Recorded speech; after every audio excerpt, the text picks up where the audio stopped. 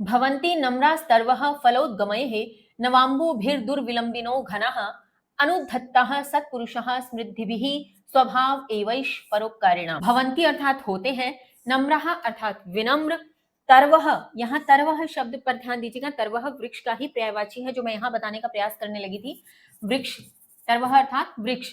फलोद्गमये अर्थात फलों के उगने पर, फलों के पैदा होने पर या फलों के जन्म होने पर। नवाम्बु भी अर्थात नवीन जल, नवीन जल से भरे, नवीन जल से भरे।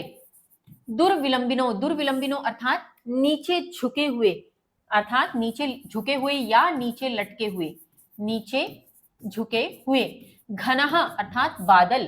तो यहां पे अब इस पंक्ति का पहले अर्थ देख लें कि वृक्ष फलों के उद्गम होने पे या फलों के पैदा होने पे विनम्र होते हैं। नवीन जल से भरे हुए बादल नीचे झुके हुए होते हैं, यानी जब जल से बादल भर जाते हैं तो वो नीचे झुके हुए होते हैं।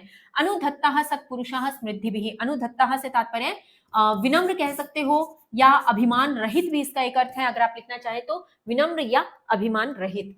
सत्पुरुषः सत्पुरुष या सज्जन, स्मृद्धिभिः संपत्ति द्वारा या समृद्धि द्वारा, समृद्धि द्वारा, या आप इसको कह सकते हो संपत्ति द्वारा, ठीक है।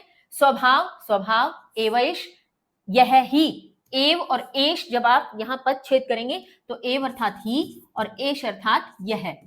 परोपकारिणाम, परोपकारियों का, परोपकारिणाम परोपकारियों का। तो अब अर्थ देखें, सत्पुरुष समृद्धि द्वारा विनम्र होते हैं, यानी सज्जन लोग, हमने पढ़ा था कि जो परोपकारी होते हैं वो अपनी वृद्धि समृद्धि के काल में अहंकार नहीं करते, अहंकार प्रकट नहीं करते। तो क्या हुआ कि सत्पुरुष समृद्धि द्वारा विनम्र होते हैं, यानी अहंकार नहीं आता उनमें। तो यह ही स्वभाव परोपकारियों का है।